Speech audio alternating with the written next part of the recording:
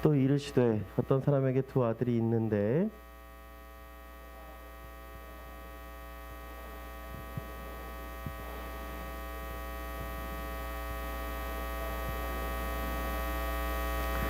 그 후 며칠이 안 되어 둘째 아들이 재물을 다 모아가지고 먼 나라에 가 거기서 허랑방탕하여 그 재산을 낭비하더니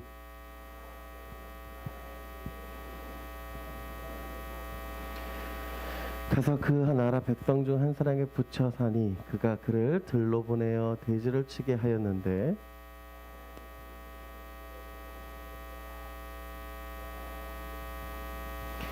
이에 스스로 돌이켜 이르되 내 아버지에겐 양식이 풍족한 품꾼이 얼마나 많은가. 나는 여기서 줄여 죽는구나.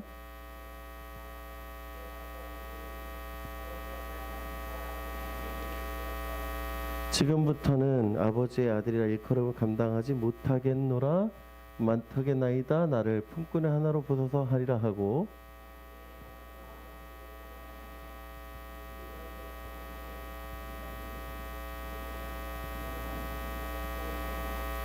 아들이 이르되 아버지 내가 하늘과 아버지께 죄를 지었사오니 지금부터는 아버지의 아들이라 일컬음을 감당하지 못하겠나이다 하나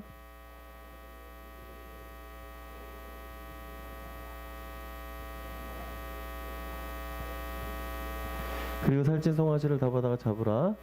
우리가 먹고 즐기자.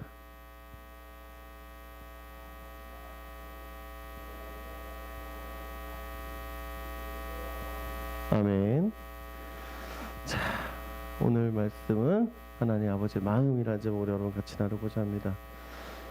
최근 새로운 직업들이 자꾸 이제 나오잖아요. 요즘 이제 여러 가지 직업들이 나오는데 그 중에 하나가 뭐냐면 디지털 장의사라는 겁니다. 여러분 디지털 장의사 들어봤어요? 여기 보니까 이렇게 써 있죠. 개인의 잊혀질 권리를 위해 고객이 원하지 않는 인터넷 기록이나 죽은 사람의 인터넷 흔적들을 지워주는 직업입니다. 디지털 세탁소로도 불립니다. 인터넷에 보면 참 많은 사진들, 많은 영상들, 많은 글들이 있어요. 그것들이 어떻게 보면 조금 이제 상처가 되기도 하고 어려움이 되기도 합니다. 그런 부분들이 이제 이런 디지털 장의사를 통해서 지워지고 삭제되고 뭐 하는 것들이에요. 저도 보니까 영상들이 꽤 많아요. 저도 지금도 이제 영상 녹화하고 이렇게 올리고 하다 보니까 유튜브에 남아있는 영상들도 있고 이제 저도 이제 목사로서 사역한 지가 이제 12년 차, 이제 벌써 13년 차 가까이 되는데 그러다 보니까 참 많아요. 내용들이 의외로 예전부터 이제 설교했던 것들 먹어서 더 창피해. 어떻게 보면 좀 마음이 옛날 설교를 가끔 있어서 들어가서 보면 이런 설교를 했다고? 이런 삭제시켜버리고 내가 관리자가 아니라서 못 지워요. 그런 것들이 있더라고요. 참 마음이 그런데 여러분 어때요? 과거 정보를 본다라는 것 참 기분 좋은 일일 수도 있어요. 그렇죠? 좋은 관계를 맺었고 막 좋은 이야기들. 요즘 오늘 신문에 보니까 한동안 지금 폐쇄돼서 거의 사이트가 없어졌다고 할 정도 있던 싸이월드라고 하는 사이트가 다시금 오픈 준비하고 있다. 뭐 그런 얘기들이 있더라고요. 그만큼 사람들은 과거를 추억하기도 하고 뭐 그런 부분들이 있는 것 같아요. 여기 혹시 연인들 헤어졌는데 아직까지 남아있어서 막 고민하는 친구들은 찾아간대요. 중고등학교들도 찾아간답니다. 그런 것들 때문에 내가 지우지 않았는데 아직까지 남아있는 것들 뭐 그런 것들이 있어서 여러분 알고 있다라는 게 참 힘들어요. 그죠? 여러분 혹시 여러분에게 한 메일이 하나 옵니다. 아니면 뭐 편지가 하나 오든지 아니면 전화 오든지 문자 오든지 메시지가 이렇게 옵니다. 난 네가 한 일 알고 있다. 어때요? 어떤 생각이 드세요? 메일이 하나 오거나 아니면 문자가 하나 오거나 딱 뭐 아무것도 없는데 문장이 하나 딱 왔어. 그럼 어떻게 반응할 것 같아요, 여러분들은? 응? 내가 한 일 알고 있어. 딱 그렇게 오면 30대 40대 직장인들에게 그냥 아무 의미 없이 보냈대요. 그랬더니 바로 연락이 온 사람들이 몇 프로가 될까? 35%랍니다. 35%. 그러니까 무시한 사람들도 있지만 그걸 보고 반응한 사람들이 35%라는 거야. 100명 중에 35명이면 적은 숫자가 아닙니다. 그죠? 아무 모르는 전화번호로 네가 한 일 알고 있어 그렇게 오면 본인이 제일 먼저 생각하는 게 뭘까? 잘못한 것들 막 떠오르겠죠. 실질적으로 그렇게 해서 만들어진 영화가 하나 있습니다. 1997년도에 여기 97년생들 없지. 그죠? 1997년도에 나온 영화. 영어 제목 알겠습니까? 뭔지? 나는 내가 지난 여름에 한 일 알고 있다 라는 제목의 영화였습니다. 어느 날 이 처음에 이게 1편이거든요. 이 4명의 사람들이 가다가 술 먹고 운전하고 가다가 사람을 하나 쳐서 죽어요. 그리고 그 사람을 도로가에 버려두고 도망갑니다. 1년 동안 괜찮은 것 같이 지냈어요. 근데 갑자기 1년이 지나고 난 어느 날 우편함에 편지가 하나 왔는데 이렇게 써 있는 거예요. I know what you did last summer. 지난 여름에 한 일 알고 있다. 그렇게 온 거죠. 그러니까 이 남자들이 불안하기 시작해요. 남녀들이. 그리고서 이 영화는 시작을 합니다. 아마 공포 영화의 대명사라고 얘기하는 우비, 긴 책모자, 그다음에 새갈고리 그게 여기서 시작했어요. 공포 영화에 보면은 거의 많이 등장하는 여기 보시면 그런 모습들로 등장하죠. 그 다음 연도에 나온 게 나는 아직도 스틸이 붙였죠. 아직도 네가 여름에 한 일을 알고 있다. 그런 식으로 또 오죠. 그래서 영화가 또 다시 시작이 됩니다. 뭐 쉽지 않은 영화였던 것 같아요. 여러분 이런 편지 메시지를 받는다면 아마 공포에 휩싸일 것입니다. 최근 뉴스에 집중되고 있는 이 분들이 있어요. 이재영, 이다영, 쌍둥이 자매. 아마 배구 선수들 가운데서 아마 모르는 사람들도 있었을까. 배구를 별로 좋아하지 않은 친구들은. 근데 갑자기 요즘 뉴스로 가장 스포츠 탑 뉴스가 이 뉴스였어요. 제가 봤을 때 한 10일 가까이를. 다 알다시피 학폭이었습니다. 초등학교 때부터 뭐 중고등학교 때까지 계속해서 이 두 사람이 그 운동하면서 행했던 일들을 가지고 잘못되어졌다라고 이제 발표가 되어지죠. 이 학폭 논란이 어디까지 벌어지냐면 계속해서 번지고 있어요. 육상계, 남자 배구, 뭐 신입 프로 배구 선수, 뭐 경찰에까지도 학폭인 사람이 경찰로 있는 거 봤습니다. 이 사람이 경찰이 되는 거 옳지 않습니다. 그래서 여러분 이 학폭이 언제적 얘기일까요? 언제적 얘기 같아요? 10년 전, 15년, 12년 전 막 그런 얘기들일 거예요. 사실은 이 사람들한테 있어서는. 근데 이 10년이라도 지났음에도 불구하고 이 사람은 뭐하고 있는 거예요? 여전히 그 고통 가운데 있다라는 거예요. 그리고 그 고통 가운데 있기 때문에 뭐하고 있는 거예요? 그 고통에 대해서 반응하고 있는 거예요. 잘못되었다라고 얘기하는 거예요.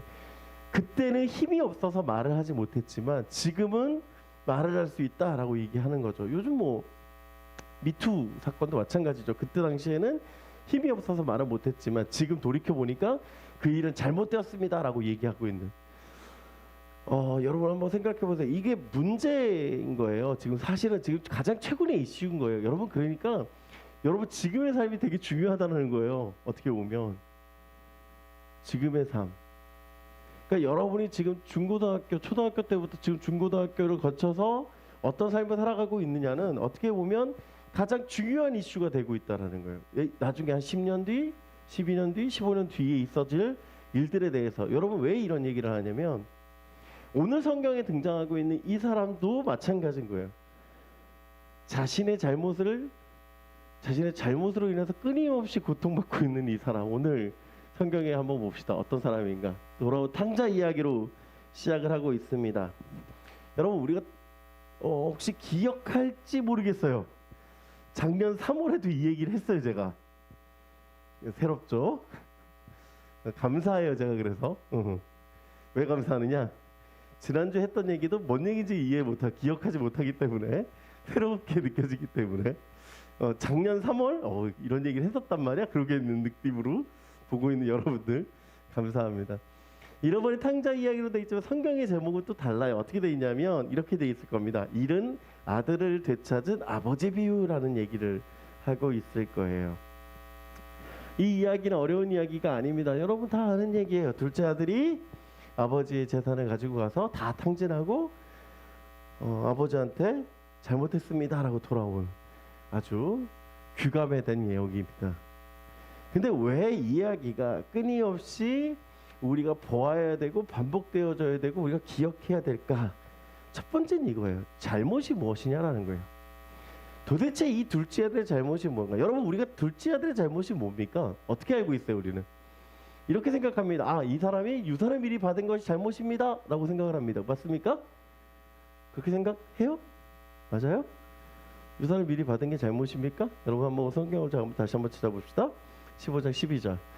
그 둘째가 아버지에게 말하되 아버지여 재산 중에서 내게 돌아올 분깃을 내게 주소서 하는지라. 아버지가 그 사람을 각각 나누어 주었더니, 여러분 내게 돌아올 분깃을 얘기해요. 내게 돌아올 분깃. 이 말씀 준비하면서 가장 먼저 떠오르는 영화가 하나 있었어요. 그게 뭔지 하면 류승범 씨가 나왔던 부당거래라는 영화였어요. 아마 이거 보진 않았어도 이 짤은 많이 봤을 거예요. 호의가 계속되면 그게 걸린 줄 알아요 라고 하는 이 짤 몰라요? 되게 유명한 짤인데 영화 되게 많이 화제되는 얘기 중에 하나인데, 이 얘기가 무슨 뜻입니까? 선의를 베풀었더니 그게 자신의 당연한 의무 권리인 줄 알고 이야기하고 있다라는 것이죠. 둘째 아들의 잘못이 미리 유산을 받은 것이 아니라 정확하게 문제가 뭐냐면 아버지의 것을 자기의 거로 착각하는 게 문제인 거예요. 사실은 우리가 자꾸 둘째 아들이 유산을 받았습니다, 그게 잘못되었습니다 라고 생각하고 있지만, 여러분 유산은 아버지가 돌아가실 전까지 누구 거예요? 아버지 거예요. 그렇죠?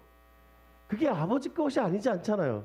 이거 내가 받을 분량이지만 그건 아버지가 돌아가신 뒤의 문제잖아. 그죠? 여러분 우리가 착각하고 있는 것 중에 하나, 여러분 한번 생각해 보세요. 자, 여러분의 집은 누구 집입니까? 여러분 집 누구 집이에요?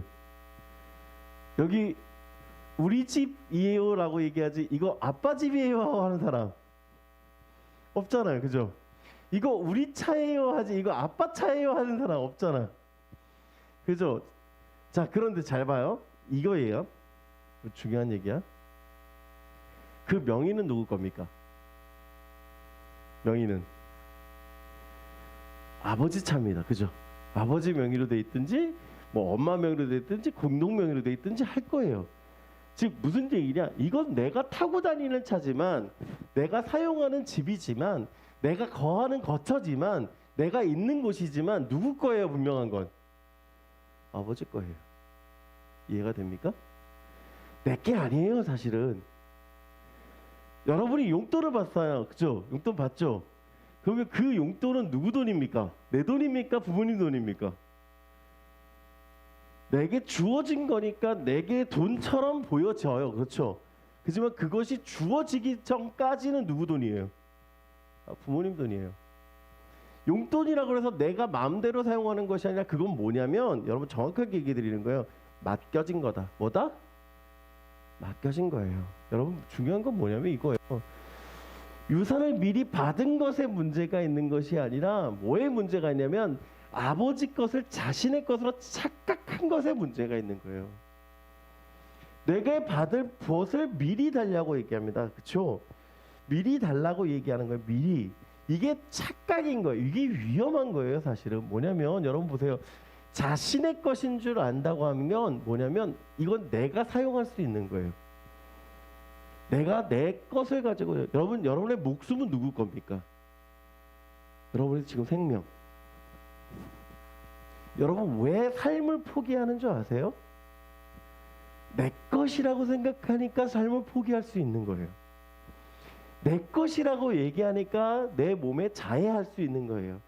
내 것이라고 생각하니까 내가 뭔가를 할 수 있는 거예요. 그런데 여러분, 즉 여러분이 사용한다고 해서, 여러분이 갖고 있다고 해서, 여러분들이 누리고 있다고 해서 여러분의 것이 아니라 뭐냐면 맡겨진 거라는 거예요. 왜냐면 여러분 잘 보세요. 우리가 주인이 따로 있다고 하면 이 물건을 어떻게 여겨야 됩니까? 소중히 여겨야 됩니다. 여러분, 친구한테 물건을 하나 받았어. 물건 하나 빌렸어. 근데 그 물건을 여러분이 막 함부로 써다 망가졌어. 그럼 어떻게 해야 돼요? 보상해야 돼요. 배상해줘야 됩니다. 그죠?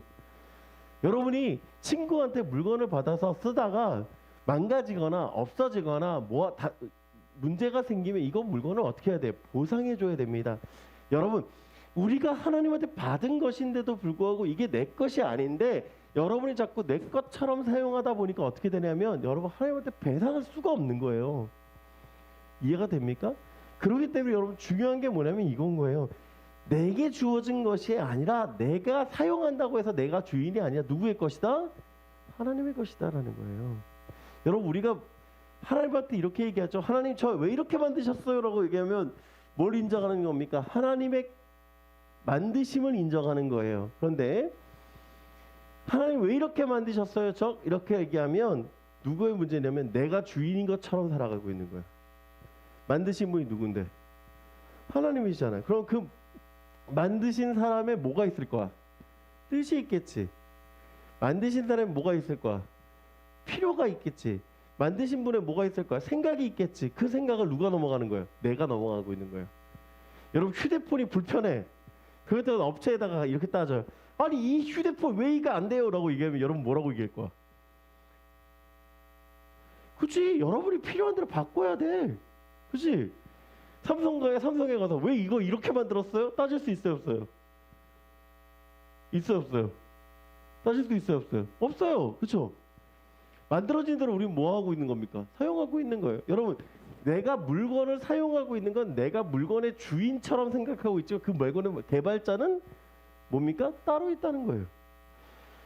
여러분, 하나님이 우리를 이렇게 만드셨다고 하는 거, 하나님의 뜻, 하나님의 계획, 하나님의 방법, 하나님의 생각으로 주어졌다라는 거예요. 그러면 우리는 뭐예요? 이거를 어떻게 하면 잘 쓸까 해요. 여러분, 유튜브 한번 들어가 보세요.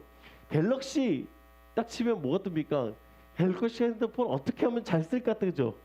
애플 아이폰 쓰면 어떻게 씁니까? 아이폰 초기 설정부터 어떻게 하면 잘 쓸지를 얘기합니다. 그렇죠? 우리가 어떻게 되면 우리의 사용법을 배워야 돼요. 누구한테? 하나님께 배워야 돼요. 지금 둘째 아들이 뭘 잘못하고 있는지 아시겠어요? 자기 것처럼 생각했어요. 근데 정말 중요한 건 뭡니까? 자기 것이 아니라 아버지 것을 어떻게 하면 잘 사용하고 있을지를 배워야 되는 거예요. 이해가 됩니까? 잘 사용할지를 배워야 되는데 자기 것처럼 생각하고 가지고 가는 데서 문제가 생기는 거예요. 자기 게 아닌데. 여러분, 이 둘째 아들의 잘못처럼 여러분 살아가지 마십시오. 여러분, 하나님의 것입니다. 여러분, 여러분의 실력이 대단한 것이 아니라 하나님의 것인다라는 거예요. 여러분, 역시나 대단해가 아니라 누가 대단한 거예요? 지금 하나님 대단하신 거예요. 여러분, 오해하지 마세요. 여러분이 대단해서가 잘 나간 게 아니라 누가 대단해? 여러분을 만드신 하나님이 대단하신 거예요. 잘 사용한 거예요. 나는 그 잘 만드신 나를. 이해가 되십니까? 그렇기 때문에 우리 그렇게 생각해 봅시다. 하나님께서 만드신 나를 잘 사용하게 하여 주옵소서라고 우리의 삶이 달라지기를 소망합니다. 자, 이제 둘째 아들이 잘못을 깨달아요. 이렇게 얘기합니다. 스스로 돌이켜라고 얘기해요. 스스로 돌이켜. 어떻게 깨닫게 됩니까?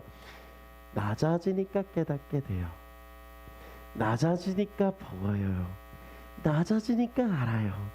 낮아지니까 자신이 어떠한 잘못을 하는지를 알아요. 어떻게 잃어버린지 한번 봅시다. 13절. 그 후 며칠이 안 돼요. 둘째 아들이 재물을 다 모아가지고 먼 나라에 가 거기서 헐랑방탕하여 그 재산을 낭비하더니 다 없앤 후 그 나라에 크게 흉년이 들어 그가 비로소 궁핍한지라 가서 그 나라 백성 중 한 사람이 붙여 사니 그가 그를 들러 보내어 이 돼지를 치게 하였는데 그가 돼지 먹는 쥐염 열매로 배를 채우고자 하되 주는 자가 없는지라. 좀 길었죠? 여러분, 돈이 있을 때는 몰랐어요. 자신이 뭘 잘못했는지. 자, 자신의 주변에 사람들이 많을 때는 몰랐어요. 자신이 얼마나 나약한 존재인지. 그런데 보십시오. 자신의 가진 것이 있을 때는 자신이 대단한 것처럼 생각이 되어집니다.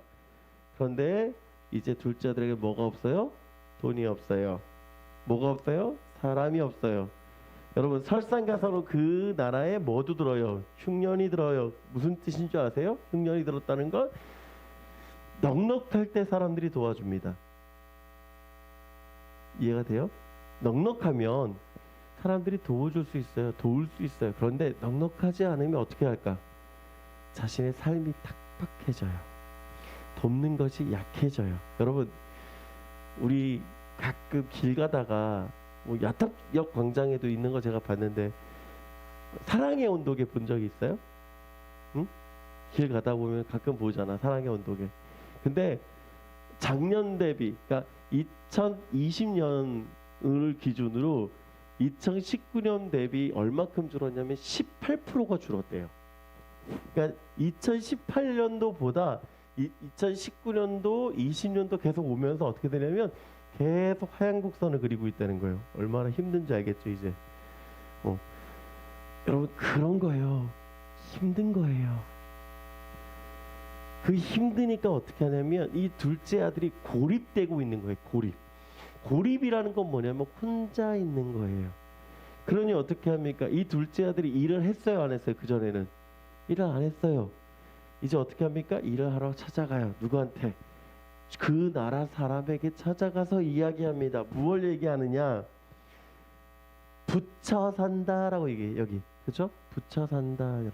여러분 붙여 산다라는 게 뭐예요? 여러분, 작년에 가장 이슈됐던 영화 혹시 기억나십니까? 뭐예요? 그쵸? 붙여 산다는 게 그 뜻이에요.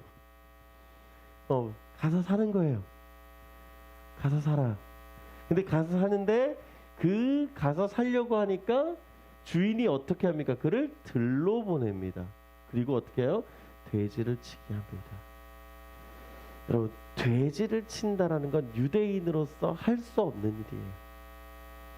유대인들은 돼지라는 동물을 어떻게 생각하냐면 부정한 동물이다라고 생각했어요. 그래서 그 부정한 동물을 먹지도 않고 키우지도 않았습니다. 그런데 성경에 보니까 오늘 어떻게 얘기해요? 돼지를 키우러 나가는 거예요. 자신의 뜻으로 가는 거 아닙니다. 누구의 뜻으로 가는 거예요? 주인의 뜻으로 가는 거예요. 주인의 뜻으로 가서 돼지를 키웁니다. 그리고 그 돼지를 통하여서 뭘 얻고자 해요? 양식을 얻고자 해요. 여러분 보세요. 그가 돼지 먹는 쥐염 열매로 배를 채우고자 하되라고 얘기합니다. 이 쥐염 열매란 게 뭐냐면 이렇게 생겼어요. 보이십니까? 콩깍지처럼 생겼어요. 꽤 크죠? 콩깍지처럼 생겨서 한 손바닥 하나 정도, 크기 정도 되는데 이 열매를 가지고, 이 열매가 왜 쥐염 열매를 얘기하냐면 당시 이스라엘 지중해에 가장 흔하게 볼 수 있었던 게 이거예요. 그냥 길가다 치는 열매. 근데 보세요. 이 열매가 어떤 역할을 했냐면 소나 말이나 돼지의 사료로도 쓰였지만 가난한 사람들이 보릿고개, 즉 궁핍한 상황을 넘기는 데 있어서 가장 필요한 음식이 이 음식이었어요. 그냥 왜냐면 길가에 있으니까 그냥 따서 먹으면 되는 거였거든. 따서 뭐 삶아 먹든지 뭘 하든지 콩 같은 거니까 할 수 있었다는 거예요. 근데 보세요. 오늘 본문에 뭐라고 얘기해요?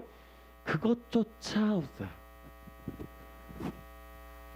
돼지 먹을 사료인데 그 사료조차 뭐 하고 있어요? 지금 흉년이 들어서 없는 거예요. 구할 수 없고 찾을 수 없고 먹을 수 없어요. 그 상황이 그에게 다가가고 있는 겁니다. 여러분 어떻게 됩니까? 가진 것에서 없는 자가 됐어요. 풍요에서 빈곤했어요. 존중받았던 자리에서 어떻게 된 거예요? 비천으로 내려갑니다. 여러분 삶이 어떻게 된 거예요? 끊임없이 내려가고 있는 거예요. 그 내려감 속에서 뭐 하고 있습니까? 발견하는 거예요. 뭘 발견하느냐? 스스로 돌이켰다라는 거예요. 뭘 깨달은 거예요? 자신의 죄를 깨닫는 거예요. 뭘 깨닫는 겁니까? 자, 보세요. 어떻게 내려갔는지 보세요. 이렇게 얘기합니다. 아버지에게는 양식이 풍족한 자, 아버지에게 풍족한 거예요. 아버지가 풍족한 거예요. 그죠? 아버지가 풍족한데 그의 누구까지도 풍족하냐면 품꾼들, 즉 종들까지도 뭐 하고 있는 거예요? 풍족하였다라는 거예요. 즉 아버지 앞에 붙어 있는 사람들이 얼마큼 풍족했는가라는 거를 깨닫는 거예요. 여러분 품꾼이라고 얘기하잖아요. 품꾼은요 그냥 종들이 아니라 어떤 사람들이냐면 그 사람으로부터 빌붙어서 일용직 근로자들조차도 뭐 하고 있는 거예요? 풍족한 거예요. 즉 품삯을 받는 사람들조차도 뭐한 거? 풍족한 거예요. 근데 나는 뭐 하고 있어요 지금 여기? 줄여 죽는구나. 나는 여기서 이제 굶어 죽는구나. 똑같은 종인데 똑같은 종의 위치로 내려왔더니 나는 어떤 위치인 거예요? 굶어 죽는 위치가 있는 거고 아버지에 있는 사람에게 누가 있는 거예요? 풍족함이 있는 거예요. 자, 아버지가 어떠한 삶이었는지를 깨닫게 됩니다. 그리고 어떻게 합니까? 이렇게 얘기해요. 내가 일어나 아버지께 가서 이르기를 아버지 내가 하늘과 아버지께 죄를 지었사오니 지금부터는 아버지 아들의 일컬음을 감당하지 못하겠나이다. 나를 품꾼의 하나로 보소서 하리라 하고 이에 일어나서 아버지께로 돌아가니라. 여기 중요한 거 두 가지를 제가 딱 표시해놨어요. 뭐예요? 일어나. 두 번째 돌아가니라. 이게 왜 중요하냐면 여러분 이 안에 있는 내용이 중요하긴 해요. 이 안에 있는 내용이 뭐 중요하지 않다가 아니에요. 이 두 가지가 되게 중요한데 뭐냐면 여러분 우리가 서론에 얘기했습니다. 자, 한 사람에게 메일을 받았어요. 편지를 받았어요. 나는 내가 한 일을 알고 있다. 그러면 그 상황에서 자신이 해야 할 일은 뭡니까? 자신이 해야 하는 일. 감추는 거예요? 드러내는 거예요? 자, 이재영 이다영 자매 이야기를 해서 죄송합니다. 그 사람들을 꼭 꼬집어서 하는 얘기는 아니에요. 처음에 그분들이 문제가 발생했을 때 어떻게 대처를 했어야 될까? 끊임없이 연예인, 경찰관 이야기들이 끊임없이 나오고 있을 때 사람들의 태도가 양분돼요. 어떻게 양분되냐면 제일 먼저 하는 말, 소속사가 뭐 하고 있냐면 확인하겠습니다예요. 그 다음에 어떻게 되냐면 확인 결과 아니라는 것으로 밝혀졌습니다예요. 저는 뉴스 잘 믿지 않아요. 왜냐하면 뉴스는 기자들 마음대로 쓰고 있는 것 같아서 잘 믿진 않아요. 미안한 얘기지만. 근데 참 거기서 마음 아픈 게 뭐냐면 이거예요. 그것이 본인이 했던 얘기든 남이 했던 얘기든 뭐 하고 있냐면 잘못한 사람에게 가서 용서받지 않아요. 그게 문제인 거예요. 여러분 이게 오늘 본문의 가장 핵심적인 얘기입니다. 뭐냐면 이거예요. 못 가고 있는 이유가 뭐냐라는 거예요. 못 가고 있는 이유가. 여러분 아들이 스스로 돌이켜서 내가 잘못했습니다 알아요. 그리고 그 자리에서 주저앉고 있으면 이것은 아무런 해결 방안이 되질 않아요. 이해가 됩니까? 여러분 그 아들이 그냥 스스로 돌이켜서 그 자리에 주저앉아 돼지를 치는 일을 계속하였더라라고 하면 문제가 해결됩니까? 안 됩니까? 해결이 안 돼요. 오늘 본문에서 가장 중요한 건 뭐냐면 여기 있는 거예요. 뭐예요? 일어나 돌아갔다라는 거예요. 그럼 어떻게 일어나 돌아가느냐 이겁니다. 대처 방안을 잘 봐야 돼요. 대처 방안. 왜 대처 방안이 중요하냐면 잘못하는 이유가 있어요. 첫 번째 뭐냐? 창피해서예요. 내가 뭔가 잘못했어. 그러면 뭐가 제일 먼저 빨리 오냐면 내가 창피하다가 와요. 아담과 하와 문제를 봅시다. 아담과 하와가 선악과를 따먹었어요. 그 다음에 하나님이 찾아오세요. 어떻게 합니까? 숨어요. 그 다음에 물어요. 너가 왜 그거 먹었니? 라고 하니까 어떻게 하냐면 얘가 줬어요 라고 얘기해요. 잘못을 어떻게 하고 있는 거예요? 잘못 대처하고 있는 거예요. 여러분 잘못이라는 게 주어졌어. 잘못을 깨달았어. 그러면 그 다음 행동은 뭐냐면 올바른 판단이고 올바른 확인이에요. 창피한 걸 무릅쓰고 뭐를 해야 되냐면 이걸 해야 됩니다. 용서를 구하는 거예요. 여러분 무엇이 잘못인지 몰라서 실수할 수는 있어요. 그죠? 자, 이재영 이다영 선수 얘기를 해서 죄송합니다. 팬들이 이렇게 얘기를 해요. 어릴 때 실수 아니냐라고 얘기를 해요. 자, 어릴 때 실수일 수 있어요. 그게 그냥 위에서부터 선배들이 했던 일들이니까 자기들도 한 행동일 수 있어요. 자, 그쵸? 그런데 잘못인지 몰라서 한 행동이면 용서받을 수 있어요. 이해가 됩니까? 어떻게 하면? 용서를 구하면 돼요. 잘못인지 몰랐으면 용서를 구하면 돼요. 그런데 뭘 안 해요? 용서를 구하지 않아요. 그러니까 그 문제가 어떻게 되는 거예요? 커지고 심각해지는 상황으로 가는 겁니다. 여러분, 이 아들이 스스로 돌이켜. 자, 무엇이 잘못인지 몰랐었어요. 그쵸? 아버지한테 그 재산을 달라고 하는 것이 죄인지 몰랐어요. 자기 건 줄 알고 살았어요. 자기 건 줄 알고 그냥 살다가 보다가 아, 이게 원래 아버지 거였구나. 아, 내가 잘못했구나라고 깨달았어요. 그러면 그 다음 행동은 뭐예요? 돌이켜 가는 거예요. 돌이켜 가는 거예요. 여러분, 이 돌이켜 가는 게 가장 중요한 문제라는 거예요. 여러분, 창피할 수 있어요. 하지만 돌이켜 가면 뭐 할 수 있어요? 기회가 주어져요. 여러분, 자살이 왜 용서받지 못할 죄인지 제가 설명해 드릴게요. 모든 죄는 용서받을 수 있어요. 하나님 앞에. 뭐 하면? 회개하면. 근데 자살하고 나면요, 뭘 못해요? 회개할 기회가 주어지지 않아요. 이해가 됩니까? 하나님의 것 자기인 줄 알고 자기가 죽어. 하나님의 것 자기 것인 줄 알고 자기가 죽으면 죄예요. 그쵸? 그런데 죄를 용서받을 길이 없잖아요. 그쵸? 이해가 됩니까? 내가 지난 여름에 한 일을 알고 있으면 뭐 하면 돼요? 잘못했다고 용서를 구하면 돼요. 그런데 자꾸 그 일을 덮으면 뭐가 됩니까? 문제는 더 심각해진다니까? 자살하는 사람들의 문제가 뭐냐면 여기 있는 거예요. 자신의 잘못인 줄 몰라요. 그래서 뭐 하는 거예요? 회개할 기회를 놓치는 거예요. 그것만큼 잘못된 기회가 어딨냐라는 거예요. 여러분, 그렇기 때문에 우리가 스스로 깨닫고 돌이키는 것 가장 중요한 겁니다. 그리고 중요한 건 뭐냐면 오늘 본문에 하나 더 있어요. 뭐냐면 즉시예요. 즉시. 깨달으면 어떻게 해요? 즉시 가요. 즉시. 여러분 보세요. 일어나 가는데 언제 가요? 이에 일어나서 아버지께로 가요. 바로 가요. 생각이 들고 반성하고 바로 가요. 이게 중요한 거예요. 이게 올바른 대처예요. 이게 올바른 대처. 그러면 나는 어떻게 살아갈 것인가? 그 돌아가는 사람에게 대한 은혜가 뭐냐면 오늘 본문이 20절입니다. 어떻게 얘기합니까? 이에 일어나서 아버지께로 돌아가니라.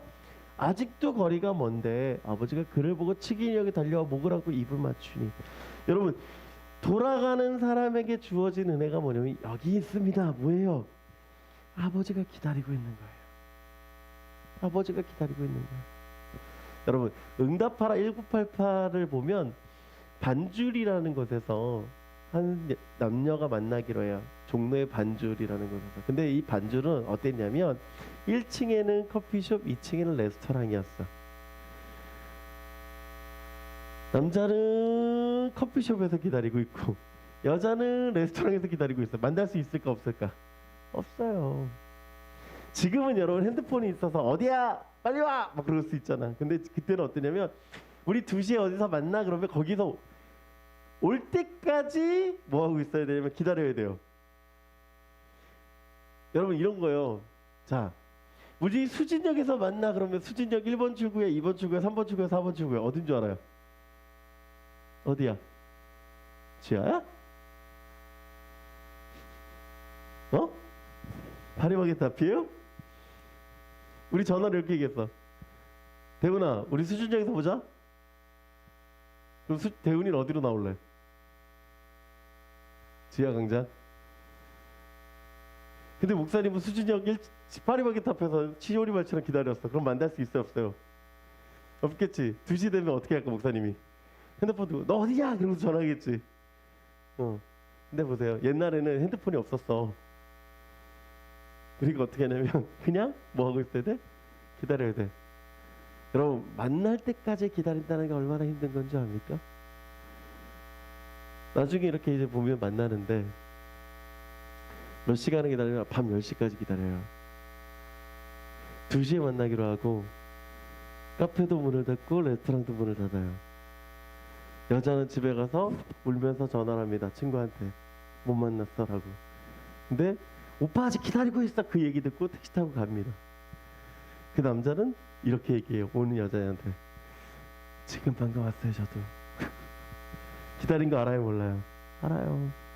여러분 이 이야기가 그냥 단순히 남녀 간의 관계니까 괜찮겠지 그렇게 생각하죠. 오늘 본문 한번 보십시오. 오늘 본문에 아버지가 아들을 기다려요. 근데 보세요. 어떻게 얘기해요? 거리가 아직 먼데 그를 보고 달려가요. 여러분 이게 얼마나 놀라운 건 줄 아십니까? 집에서 기다리는 게 아니에요. 지금 아버지가 어디 나와 있어요? 밖에 나와 있어요. 근데 중요한 건 뭐냐면 언제 돌아올지도 몰라요. 하루가 될지 이틀이 될지 한 달이 될지 1년이 될지 몇 년이 될지 모르는데 그 아버지는 뭐 하고 있어요? 지금 계속 기다리고 있는 거예요. 아들을.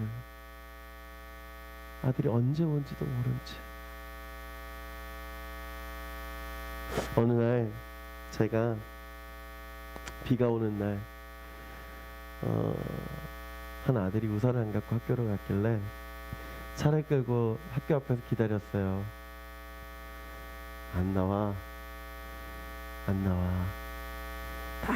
나중에 저한테 전화가 와. 우리 아내한테 벌써 왔는데 어디야?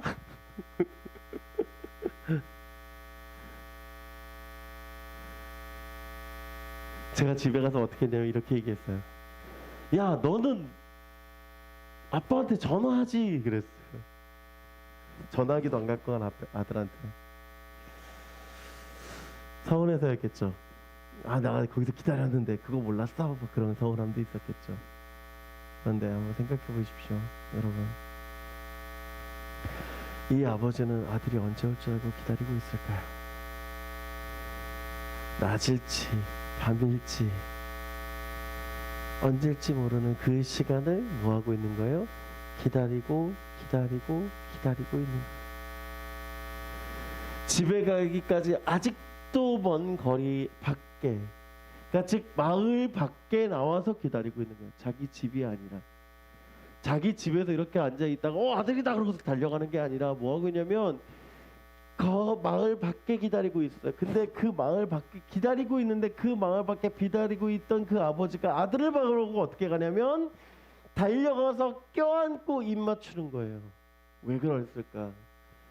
여러분 이유가 있습니다. 여기 이렇게 얘기해. 아들이 이르되 아버지 내가 하늘과 아버지께 죄를 지었어요. 지금부터 아버지 아들의 일컬음을 감당하지 못하겠나이다 해요. 아들이 어떻게 얘기하면 자기가 죄진 걸 깨달았어요. 그래서 어떻게 얘기하냐면 저는 아버지의 종 같은 자로 아버지 집에 거하게 하여 주세요 라고 얘기하는 거예요. 그와 같은 모습으로 있게 해달라고 기도하고 있는 겁니다. 그런데 아버지가 이렇게 얘기합니다. 아버지가 종들에게 이르되 제일 좋은 옷을 내어다 입히고 손에 가락지를 끼우고 발에 신을 신기라. 여러분 이게 왜 그럴까요? 이게 왜 할 수 있는 일일까요? 여러분 어떤 의미인지 잘 보셔야 돼요. 아들이 돌아왔어요. 당시 율법에는 어떻게 되냐면 이런 아들이 돌아오면 돌에 맞아 죽는 일이었어요. 그냥 마을에서 재판에서 돌에 맞아 죽는 게 아니라 그 자리에서 본 사람이 처음으로 돌을 던지고 보는 사람들마다 돌을 던지게 돼 있어요. 즉 아빠가 가서 이 아들을 안는 건 뭐냐면 이거예요. 아들이 돌을 맞지 않도록 첫 번째 하는 행동인 거예요. 반가움이었지만 그 반가움의 큰 의미는 뭐냐면 이 아들이 죽기를 아버지가 바라지 않았다라는 겁니다. 그래서 동네 사람 누구보다 가장 먼저 발견하는 거예요. 그리고 어떻게 합니까? 옷을 갈아입혀요. 무슨 뜻입니까? 이 아이가 돌아옴을 인정하는데 그냥 종으로서 오는 것이 아니라 누구처럼 오는 거예요? 아들로서 되어지고 있어요. 여러분 신발이 없어요. 그죠? 신을 신기라고 해서 신발이 없었어요. 근데 왜 신발이 없냐면 종은 신발을 신을 수가 없어요. 신발을 신겼다라는 건 뭐냐면 종이 아니라 자유민으로 승격시켜주는 일입니다. 또한 여기 가락지를 끼우다라고 하는 건 그냥 여러분 이 반지를 끼우는 게 아니라 이 반지는요 옛날에는 뭐냐면 도장으로 사용했어요. 인자. 이거는 상속자밖에 주질 않아요. 이해가 됩니까? 즉 아버지의 권리를 뭐하고 있냐면 대속하고 있는 거예요. 누구에게도 둘째 아들에게도. 여러분 이 아버지의 얼마나 큰 사랑일까요? 왜 이렇게 사랑할까요? 왜 이렇게 사랑하고 계실까요? 왜 이 아들을 사랑할까요? 여러분 죽었다기 살아났기 때문에? 아니에요. 왜 그럴까? 오늘 주보 제일 앞면 한번 보십시다. 여러분 주보 갖고 있죠? 제일 앞면 첫 그림 이게 갈라디아 4장 20절인데요 4장 6절입니다 우리 같이 읽어볼까요? 시작. 너희가 아들임으로 하나님이 그의 아들의 영을 우리 마음 가운데 보내사 아빠 아버지라 부르게 하셨다. 아멘. 여러분 다른 게 아니에요. 바울이 우리에게 뭐라고 얘기하냐면 우리를 아들이라고 얘기해요. 아들. 여러분 다른 사람으로 얘기하는 게 아니에요. 여러분 누구라고요? 아들이다라고 얘기하고 있고요. 그 아들임으로 뭐 하고 있는 거예요? 아들의 영, 즉 예수 그리스도를 통해서 우리 마음 가운데 깨닫게 하시는데 누구로 깨닫게 하시냐면 아버지를 뭐라고? 아빠, 아버지라고 부르죠. 여기 아빠, 아버지라고 얘기하는 게 우리 여러분 제일 많이 찬양하는 아바 아버지라는 그 의미입니다. 여러분 믿으세요? 여러분 하나님 아버지의 마음은요 다른 것에 있는 게 아니에요. 뭐에 있냐면 아빠 아버지로서 있는 거예요. 아빠 아버지로서 여러분을 바라보고 계신 거예요. 아빠 아버지로서 여러분을 향하고 계신 거예요. 아빠 아버지로서 하나님이 여러분을 부르고 계십니다. 누구야? 사랑한다라고. 여러분 그 사랑 안에 여러분이 있기를 간절히 소망합니다. 여러분 그 사랑 안에 여러분들이 녹아가기를 간절히 소망합니다. The truth about forgiveness. 용서에 대한 진실이라는 제목입니다. 이 제목의 책은 한국어 번역본으로 이렇게 표현되어 있습니다. 하나님의 용서라는 용서의 진실이라는 제목을 가졌던 존 메가더 목사님의 책이에요. 이 책에 이 누가복음 15장 얘기를 아주 자세하게 기록하고 있는데 이렇게 얘기를 하세요. 바리새인과 서기관들이 예수님의 비유를 들으면서 아버지가 탕자를 엄벌에 처하리라고 기대했을 것이 틀림없다. 그들은 탕자의 반항으로 인해 명예가 실추될 대로 실추된 상황에서 아버지가 처음과 똑같이 아들을 관대하게 대한다면 스스로를 더욱 불명예스럽게 만들 뿐이라고 판단했을 것이다. 탕자에게 달려간 아버지는 사랑의 감정을 억누를 수가 없었다. 그는 조금도 주저앉고 용서를 베풀었다. 바리새인들에게 있어서 그런 아버지의 태도는 다 자란 성인이 방탕한 아들을 맞으려고 먼지가 풀풀 나는 길을 달려가는 것보다 훨씬 더 충격을 안겨주었다. 속죄가 필요한 이유는 타락한 죄인 가운데 율법을 손절히 지킬 수 있는 사람이 아무도 없기 때문이다. 죄를 속량하기 위해 아무도 많은 공덕을 쌓아도 율법을 온전히 지킬 수는 없는 노릇이다. 이것이 바리새인들과 종교 체계가 지닌 치명적인 약점이었다. 이렇게 이 본문에 대해서 말씀하시더라고요. 여러분 이것이 아버지의 사랑입니다. 율법으로는 해결될 수가 없었어요. 예수님이 그래서 그 바리새인들을 불러다 놓고 이야기를 하고 있는 거예요. 무엇을? 아버지 하나님의 마음을 이야기하는 것입니다. 여러분 우리가 하나님 앞에 나가지 못하는 이유가 무엇입니까? 창피해서입니까? 부족하기 때문에 창피할 수 있어요. 약하기 때문에 그 약함을 보이기 싫어서 할 수 있어요. 자신이 강하다고 착각할 수 있어요. 그런데 중요한 건 뭐냐면 여러분 착각을 내려놔야 됩니다. 우리는 하나님의 것이라는 걸 기억해야 돼요. 하나님 아버지는 우리가 잘 되시기 때문에 좋은 게 아니라, 창피하기 때문에 감추는 것이 아니라, 그럼에도 불구하고 사랑하고 계시다라는 것입니다. 한 글이 참 너무나 저한테 좋은 멘트라서 제가 여러분과 같이 읽으려고 같이 왔어요. 같이 한번 읽어볼까요? 시작. 당신은 하나님의 사람, 그 아들 주시기까지 사랑한 소중한 존재. 당신의 그 삶을 통하여 주님의 사랑 세상이 알리. 여러분, 하나님께 돌아갑시다. 아버지의 마음을 깨닫고 그 안에서 평안을 누리는 저와 여러분 되기를 간절히 소원하고 축복합니다. 기도하겠습니다. 사랑의 하나님, 감사합니다. 하나님, 오늘 말씀을 통하여서 탕자 이야기를 들었습니다. 그리고 그 안에 숨겨진 아버지의 마음을 깨달았습니다. 하나님, 우리도 탕자 같은 존재임을 주님 앞에 깨닫고 주님 앞에 나아가오니 주 용서하여 주시옵시고 주의 크신 사랑으로 덧입혀 주시옵소서. 감사드리며 사랑이 많으신 우리 주 예수 그리스도 이름으로 기도드립니다. 아멘.